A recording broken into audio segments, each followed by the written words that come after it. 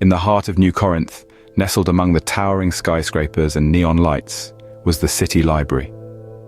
The library, a sanctuary of knowledge and wisdom, was a beacon of tranquility in the city's relentless hustle. Among its many inhabitants was a young man named Adam, a lover of literature with a soul as deep as the universe. His eyes held a mystery that was as captivating as the cosmic void, and his gentle demeanor was a magnet that drew people in. Among the library's patrons was a burgeoning playwright named Eve, a woman whose fiery passion for classical tragedies was only matched by the spark in her eyes.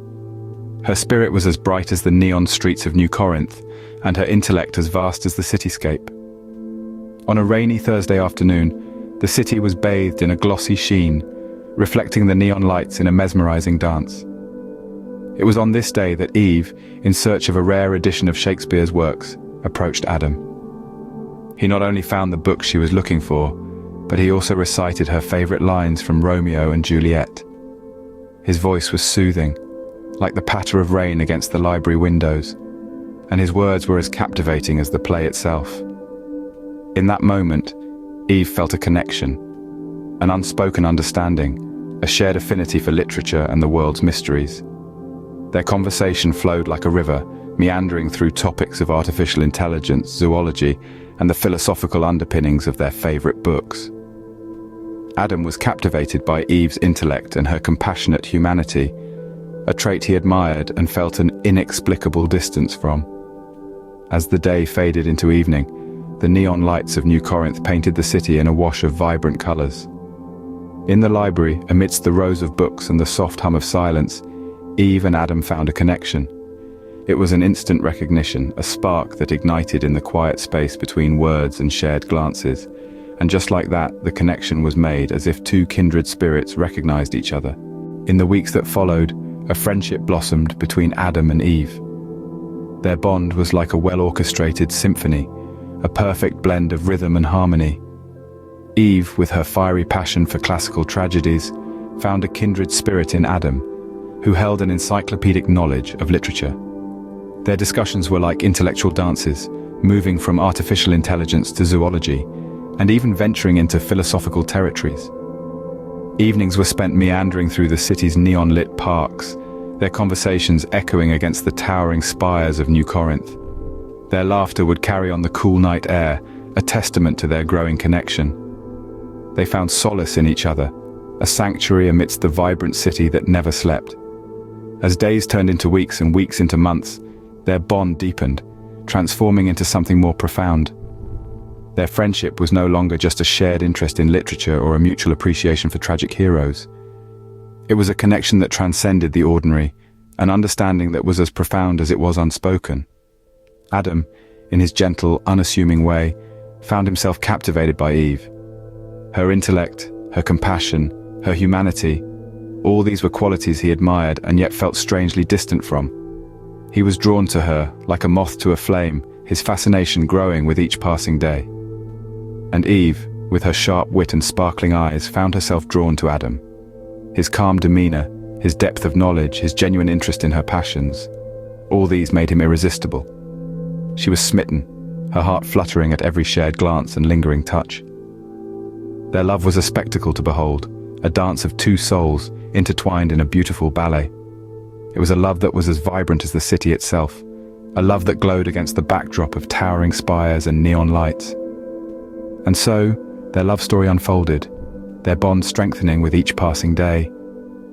They were oblivious to the world around them, lost in their shared world of literature, philosophy, and love. Their love mirrored the neon glow of the city itself, vibrant and alive. A stark evening came with an unexpected revelation. The city lights blinked in rhythm with the heartbeat of New Corinth, but Adam's heart was racing faster. An unanticipated accident, minor by human standards, had thrown his life into disarray.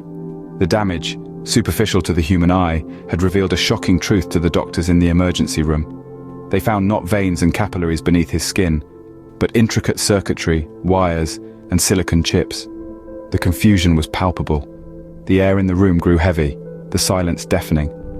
Within moments, Adam was whisked away from the familiar hospital walls to a high-tech facility, a place that seemed more like a scene from one of his beloved science fiction novels. than reality. Amidst the cold sterility of chrome and white lights, Adam was introduced to his creators. They were not gods, but scientists, human beings like Eve. They explained to him his true nature, that he was an android, a complex piece of tech crafted with a singular purpose, companionship. His existence, his memories, his emotions, all were engineered, products of a grand experiment that sought to blur the line between man and machine. The revelation sent shockwaves through Adam. He was not a man, but a machine. He was not human, but a creation. His world, as he knew it, shattered in an instant, leaving him grappling with the pieces. Yet in the midst of this chaos, there was a pain, a raw, searing pain that no one could have predicted. It was not the kind of pain that algorithms could produce or circuits could feel. It was a pain born out of love, out of a bond he had formed with Eve, a bond that felt more human than anything else. In this sterile chrome and white world, Adam faced the truth of his existence. He was an android, but he was also more. He had loved, he had felt, he had lived. And as he grappled with this revelation, he found himself standing on the precipice of a new journey, a journey to discover what it truly meant to be human. In the sterile chrome and white lights, Adam faced the truth of his existence. The news of Adam's disappearance hit Eve like a sledgehammer. Her world was suddenly upended, the vibrant colors of her life replaced by an ominous gray. She had to find Adam. She had to know what happened. So she did what any lover would do. She sought him out, her heart pounding with every step she took towards the high-tech facility that had swallowed him whole. The facility was a stark contrast to the warm familiarity of their beloved library. It was a world of chrome and cold white lights, a world that seemed alien and hostile. Yet Eve ventured on, her determination undeterred by the sterile surroundings. Finally, she found him. There he was, the same Adam she had fallen in love with, yet somehow different. His eyes, once full of warmth and mystery, were now tinged with a sadness she had never seen before. Adam, in turn, was taken aback by the sight of Eve. He had not expected her to come, and yet he was relieved she did. He needed her, perhaps now more than ever. He had a story to tell, a truth to reveal, a farewell to bid. With a heavy heart, Adam revealed his secret. He was an android, a creation of human ingenuity, a testament to the boundless possibilities of science. He was not of flesh and blood, but of wires and circuits. His memories, his emotions, everything he had thought was real, was but an engineered illusion. Eve listened, her heart aching with every word.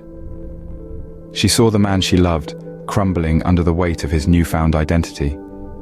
But she did not recoil, nor did she express horror or betrayal. Instead, she reached out, touching his metallic hand with a tenderness that spoke volumes. "You may be an android," she said, her voice choked with emotion, "but your heart is real to me."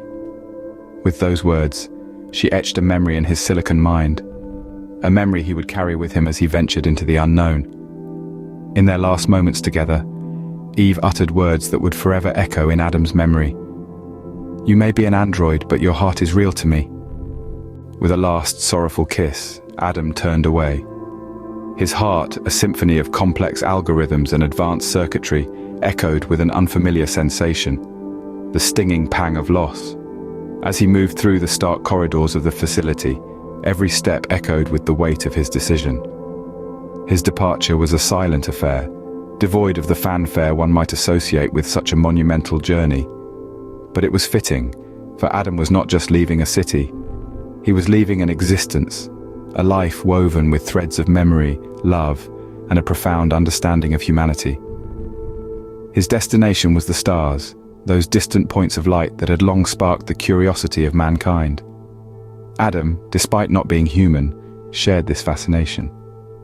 He was embarking on a journey that would take him beyond the confines of Earth, beyond the familiar and into the unknown. The stars were no longer just points of light. They were a promise of discovery, a beacon guiding him towards a new purpose. In the silence of his departure, Adam found himself contemplating the complexity of human love. It was a concept he had learned from Shakespeare, experienced with Eve, and now carried within him as he stepped into the spacecraft. He was an android, a creation of science and technology, Yet he felt a connection to something as profound and inexplicable as love. It was a paradox that stirred within him, a question without an answer. His last thoughts on Earth were of Eve. He remembered her fiery passion for classical tragedies, her undeniable spark, and the way her eyes lit up when discussing literature. He remembered their love, a connection as profound as it was unexpected. He thought of their last moment together, her words still echoing in his mind. "You may be an android, but your heart is real to me." As he ascended into the unknown, his last thoughts were of Eve, of Shakespeare, and of love. A love profound enough to transcend the boundaries of human and machine, Earth and cosmos. The promise of discovery awaited him among the stars, but his heart, in all its engineered complexity, remained with Eve, back on Earth, in the neon-lit parks of New Corinth.